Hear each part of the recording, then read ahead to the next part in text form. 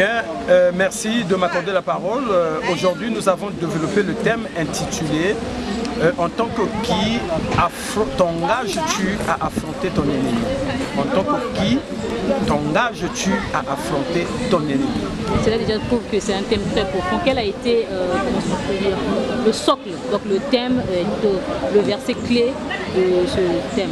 Le texte de base a été Exode chapitre 7, le verset 1. Est-ce que vous pouvez nous faire un petit résumé sur ce qui... Oui, et donc dans ce verset d'Exode chapitre 7, le verset 1, Dieu envoie donc Moïse en Égypte parce que l'Éternel a entendu le cri de son peuple d'Israël qui jusque-là endure une servitude pendant 400 ans.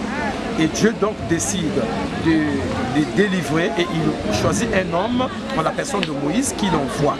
Mais Dieu ne l'envoie pas en tant que Moïse, telle est la subsistance du message. Il ne l'envoie pas en tant que Moïse, mais il l'envoie dans un nouveau statut. Il fait de lui Dieu. Pourquoi? Nous avons expliqué.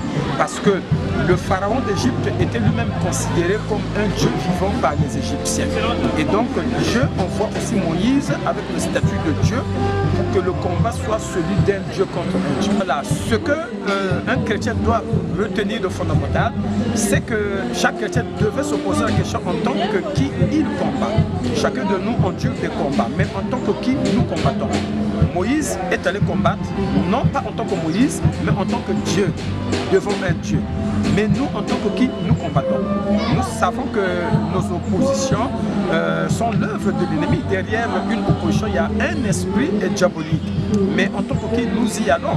Chaque combat a ses réalités et chaque chrétien qui combat devait connaître son identité.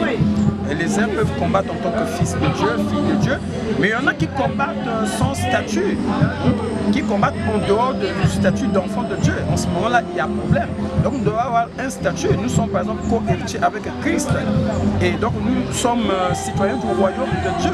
Donc, quand on s'engage, nous devons connaître notre statut avant de s'engager dans le combat. Bien, j'ai senti et su discerner que le peuple était attentif, le peuple était en train de recevoir, de comprendre quelque chose et un dépôt, quelque chose était en train de s'ajouter à leur choix pour les booster, leur permettre de prendre un nouveau engagement et de mieux sauter et de rectifier le tir et de savoir aujourd'hui de nous avant en quelle qualité ils devraient combattre. Non, non, non, on ne peut pas, c'est pas quelque chose qu'on s'approprie.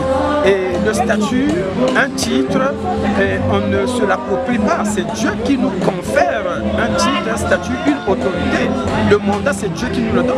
Moïse, c'est pas lui-même qui a décidé, bon, je vais me présenter devant Pharaon en tant que Dieu. C'est Dieu qui a fait de lui ce qu'il était devenu. Donc c'est Dieu qui doit nous révéler qui nous sommes devant lui. Le Seigneur peut nous donner un nom. Jacob était Jacob, mais il est devenu Israël pas par lui-même. Mais c'est Dieu, l'ange de l'Éternel, qui lui a dit, tu t'appelleras maintenant Israël. Pourquoi? Qui veut dire, tu as lutté avec les hommes et avec Dieu et tu as été déclaré vainqueur. Les noms d'Abraham, il est devenu Abraham. De Sarai, elle est devenue Sarah. Donc c'est Dieu qui nous donne ce statut. Parce que si c'est un homme qui te donne un statut et que je t'engage dans un combat, il y a des risques et périls. Demandez au Seigneur qu'il vous révèle qui vous êtes. Seigneur, qui suis-je? Et Dieu te dira ce que tu es. Il s'est agi ce matin d'un message actuel. En fait, souvent nous combattons sans savoir d'abord pourquoi nous combattons et sur quelle base nous partons au combat. Étant un garde de la corporation, nous on dit toujours pour aller au combat, il faut avoir des armes nécessaires et l'identification. Et ce matin, on nous a donné une arme très spéciale, c'est nous dire de combattre avec une identité ferme, souvent nécessaire pour ébranler le camp de l'ennemi. Voilà ce qui a été le message de ce matin, message rempli de promesses et de puissance.